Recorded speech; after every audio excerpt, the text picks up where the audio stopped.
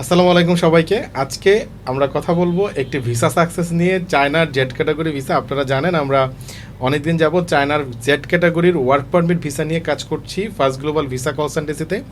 আজকে এমন একটি সাকসেস নিয়ে কথা বলবো ইসরাত আপুর সাথে। উনি চায়নার জেড ক্যাটাগরি ভিসাটি পেল আজকে, ওনার অনুভূতি কী, এবং সবচেয়ে মজার ব্যাপার হচ্ছে উনি একবারও আমাদের অফিসে আসেননি। উনি পটুয়াখালীর বাসিন্দা, কিন্তু উনি অত দূর থেকে শুধু আমাদের একটি ফেসবুক অ্যাডস বা আমাদের সাথে কন্ট্যাক্ট করেই উনি সম্পূর্ণ কার্যক্রম সম্পন্ন করে আলহামদুলিল্লাহ আজকে ভিসাটি হাতে পেয়েছে।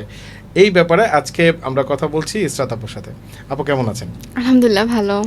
আপনি তো আমাদেরকে আগে কখনো দেখেননি বা আমাদের অফিসেও একবার ভিজিট করেননি, না। শুধু আমাদের কাউন্সিলরের সাথে কথা বলে আপনি আপনার বাকি ফাইল প্রসেস করেছিলেন। সেই ক্ষেত্রে আলহামদুলিল্লাহ আজকে আপনার ভিসাটি হয়েছে। আগে একটু আমরা যদি ভিসাটি আমাদের দর্শকদেরকে দেখাই,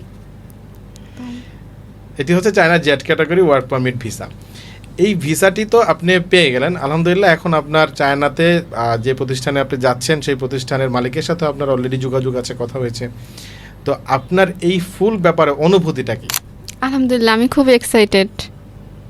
আচ্ছা, আপনার এই যে আমরা যে কমিটমেন্টগুলো দিয়েছিলাম, যেভাবে যেভাবে কাজ করার কথা, এবং আমাদের কমিউনিকেশন চায়না টিম থেকে এবং বাংলাদেশ টিম থেকে কেমন ছিল আপনার জার্নিটা?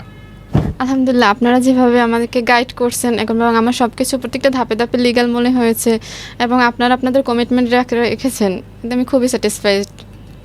আলহামদুলিল্লাহ।